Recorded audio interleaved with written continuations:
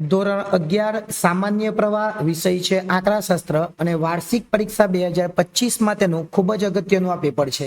ગુણ 80 છે અને 3 કલાકમાં પેપર લખવાનું છે. તમને જો આ પેપર પૂછાય તો ઘણું કામ લાગશે અને ઘણી જગ્યાએ પૂછાયું પણ હશે. વિભાગ એ થી શરૂઆત કરીએ. 16 પ્રશ્નો પહેલા તો ખૂબ અગત્યના અને ત્યાર પછી દાખલાઓ પણ આપણે જોઈશું અને વિભાગ એ પછી બી પણ આપણે ચેક કરી લઈએ. નીચેનામાંથી કયું ઉદાહરણ ગુણાત્મક માહિતીનું છે? તો ઓછી, મધ્યમ અને ઉચ્ચ આવકના વર્ગો. સતત આવૃત્તિ વિતરણમાં વર્ગની લંબાઈ એટલે શું? વર્ગની ઉર્ધ્વ સીમા બિંદુ અને અધઃ સીમા બિંદુ વચ્ચેનો તફાવત એને વર્ગની લંબાઈ એટલે કે વર્ગ લંબાઈ કહેવાય. આપેલ ચલની કિંમતોને ક્રમમાં ગોઠવતા કોઈ ચોક્કસ સ્થાન પર આવતા અવલોકનોનો ઉપયોગ કરીને શું શોધવામાં આવે? તો જવાબ આવશે મધ્યસ્થ. નીચેના કયા સંજોગોમાં બહુલક શોધવા માટે આસાદિત સૂત્રનો ઉપયોગ કરી શકાય? તો બહુલક શોધવા માટે બી અને સી બંને જવાબ આવશે. કેમ? સતત આવૃત્તિ વિતરણની અસમાન વર્ગ લંબાઈ હોય અને મિશ્ર આવૃત્તિ વિતરણ હોય, આ બંને એનો જવાબ આવશે. માહિતીના અવલોકનોના એકમમાં દર્શાવતું પ્રસારનું કયું માપ છે? તો જવાબ આવશે નિરપેક્ષ માપ. સાવેટ ચતુર્થ વિચલાંક એટલે સાપેક્ષ ચતુર્થક વિચલાંક એવું હશે અને શોધવાનું સૂત્ર તેનો જવાબ આવશે Q3/2 અને Q3/2 ઉપર માઇનસ ને નીચે પ્લસ. આ બંને બે ઉડી જાય એટલે Q3 - Q1 અને છેદમાં Q3 + Q1 એવો જવાબ આવે એટલે સી આપણો જવાબ આવશે. ઋણ વિષમ આવૃત્તિ વિતરણમાં બે પહેલું એક કીધેલું છે, એક ઋણ વિષયમાં આવ્યું, બીજું ધન વિષમ આવૃત્તિ વિતરણમાં મધ્યવર્તીના કયા માપની કિંમત સૌથી વધારે હોય છે? તો એનો જવાબ આવશે બહુલક. પહેલામાં શું આવશે? બહુલક અને બીજામાં શું આવશે? તો મધ્યક. એમ બે સવાલ પૂછેલા છે. એક આવૃત્તિ વિતરણ ઋણ વિષમતા ધરાવે છે તો આવૃત્તિ વિતરણના મધ્યકનું મૂલ્ય કેટલું હશે? જો ઋણ વિષમતા ધરાવે તો બહુલક કરતા ઓછું. n ફેક્ટોરિયલ એટલે શું? n ફેક્ટોરિયલ કોને કહેવાય? 1 થી n સુધીની પ્રાકૃતિક સંખ્યાઓનો ગુણાકાર એને n ફેક્ટોરિયલ કહેવાય. ક્રમચય અને સંચયના પ્રચલિત સંકેતો અનુસાર નીચેનામાંથી કયો સંબંધ સાચો છે? તો NCR બરાબર NPR/R ફેક્ટોરિયલ. કોઈ મોલમાં પ્રવેશતા દરેક વાહનની સલામતી કારણોસર થતી ચકાસણી નીચેના પૈકી શાનું ઉદાહરણ છે? બધા જ વાહનોની તપાસ થાય છે, એનો મતલબ કે સમસ્તી તપાસ જવાબ આવશે. સમસ્તીનું યોગ્ય પ્રતિનિધિત્વ કઈ નિદર્શ પદ્ધતિમાં જળવાઈ રહી? તો જવાબ આવશે સરળ યાદચ્છિક નિદર્શન પદ્ધતિ. વિધેયનો પ્રશ્ન છે, f જેમ a ટેન્સ b માટે એની પ્રત્યેક કિંમત માટે ગણ b માં ફક્ત એક જ પ્રતિબિંબ મળતું હોય. જો એક જ પ્રતિબિંબ મળતું હોય તો એનો જવાબ આવશે અચળ વિધેય. વિધેયના પ્રદેશની પ્રત્યેક કિંમત માટે જો તેમના પ્રતિબિંબો કેવા હોય? પ્રતિબિંબો સમાન હોય. જો પ્રતિબિંબો સમાન રહે તો એને કેવા પ્રકારનું કહેવાય? તો એને કહેવાય અનેક એક વિધેય. એક ગુણોત્તર શ્રેણીનું પ્રથમ પદ a અને સામાન્ય ગુણોત્તર b હોય તો n+1 નું પદ આપણે શોધવાનું છે. જવાબ આવશે ab ની n ઘાત. એક ગુણોત્તર શ્રેણીનું 3 અને 2n-1 હોય તો સામાન્ય ગુણોત્તર આપણે શોધવાનો જવાબ આવશે 2. હવે એક વાક્યમાં જવાબ જે વિભાગ બી માં પૂછાય, આપણને 8 પ્રશ્નો પૂછાવાના છે. સૌથી પહેલો પ્રશ્ન આપણે જોઈએ. પહેલા પ્રશ્નમાં આપણને શું કીધું છે? આપણને એવું કીધવામાં આવેલું છે કે ભારતીય આંકડાશાસ્ત્રીય સંસ્થાના સ્થાપક કોણ હતા? કોણ હતા? તો જવાબ આવશે પ્રોફેસર. શું લખવાનું? પ્રોફેસર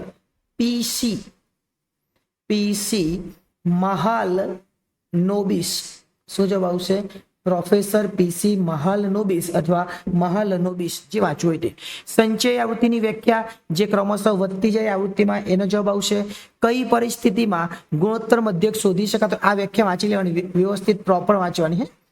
ચલો, કઈ પરિસ્થિતિમાં ગુણોત્તર મધ્યક શોધી શકાતો નથી? જ્યારે અવલોકનની કિંમત શૂન્ય અથવા ઋણ હોય. જ્યારે અન્ય અવલોકનની કિંમત કેવી હોય? શૂન્ય હોય અથવા ઋણ હોય ત્યારે શોધી શકાતો નથી. ચતુર્થક વિચલનની વ્યાખ્યા વાંચી લેવાની, સૂત્ર તમને ખબર જ છે.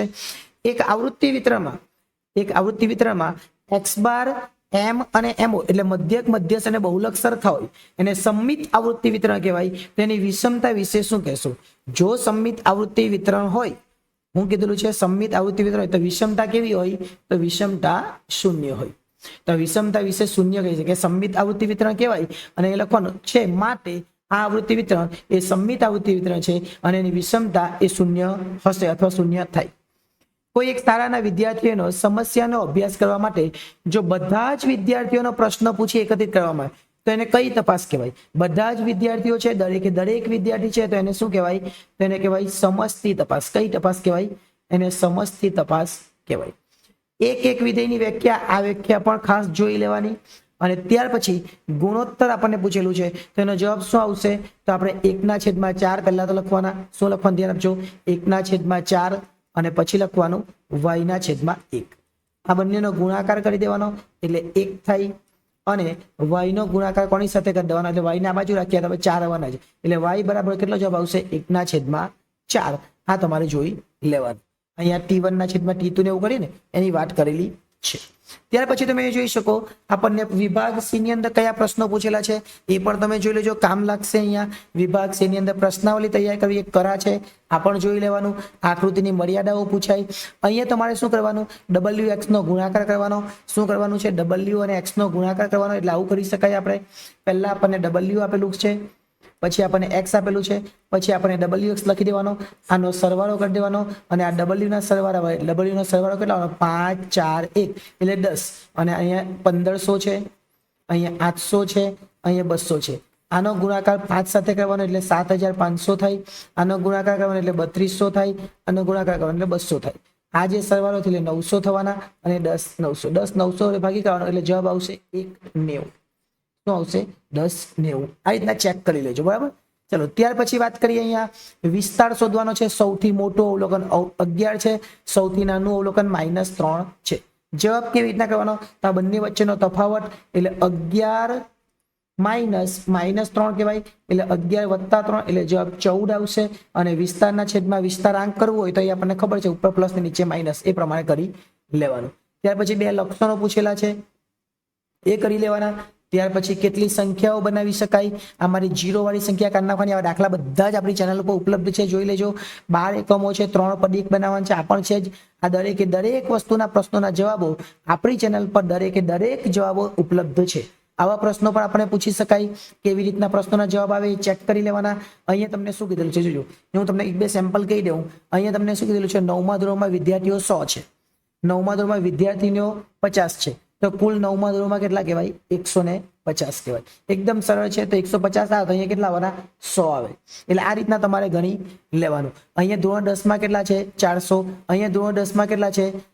300. 400 ને 150 કેટલા? એટલે 700 થાય. તો અહીંયા કેટલા આવવાના? 1000. બરાબર. એ જ રીતના આ બેનો સરવાળો કરી લેવાનો એટલે કેટલા થાય? 450. તો અહીંયા કેટલા થવાના? 550. એટલે અહીંયા કેટલા થવાના? 150.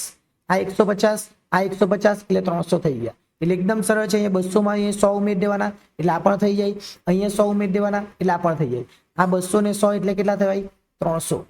આ 100 ને 100 10માં છે ને 100 10માં છે એટલે કેટલા કહે? 200. અને અહીંયા 500. અહીંયા કઈ જ નથી આપ્યું, 250 છે, અહીંયા 100 છે, કઈ જ નથી કીધું એટલે અહીંયા 50 લખી દઈશું, અહીંયા 50 લખી દઈશું, અહીંયા 150 અને અહીંયા 150. એટલે આ રીતે આપણું કામ થઈ જાય. અને આ રીતે તમે દાખલો ગણો તો તમને કોઈ મુશ્કેલી થવાની નથી. તમે સંપૂર્ણ સાચા દાખલા બધા ગણી શકશો. જો અહીંયા 100 છે, અહીંયા 50 છે, 150, અહીંયા 50 છે, અહીંયા 50 છે એટલે 100. એટલે આ રીતે કરો તો કોઈ મુશ્કેલી નહીં થાય અને સારા એવા દાખલા કરીએ. આવૃત્તિ વિતરણ આપેલું છે, એને પૂછેલું છે. એટલે આ બધા દાખલા એકવાર જોઈ લેજો કેવી રીતના દાખલા. આ બધા દાખલાના જવાબો આપણી ચેનલ પર ઉપલબ્ધ છે જ. તમે એકવાર ચેક કરજો. આ વેગફુલ વાળો જવાબ પણ આપણે બનાવેલો છે. બધા જ પ્રશ્નો છે. આવો પ્રશ્ન પૂછાય તો આ x - 2 અને x + 2 ઉપર લખી દેવાનું, એક ઉડાડી દેવાનો અને પછી 0 ની કિંમત, 1 ની કિંમત અને -2 મૂકીને દાખલો ગણી કરવાનો. ત્યાર પછી આ બધા દાખલાઓ પર આપણે મૂકેલા છે. અહીંયા એક સ્તંભાકૃતિ વાળો દાખલો છે, એ પણ જોઈ લેજો. આ દાખલો પણ આપણે બનાવેલા છે. એક પણ દાખલો આમાં એવો નથી જે આપણી ચેનલ પર ઉપલબ્ધ નથી, તમે પ્લેલિસ્ટમાં જઈને જોઈ લેજો. આ દાખલાઓ પણ આપણે કરેલા છે.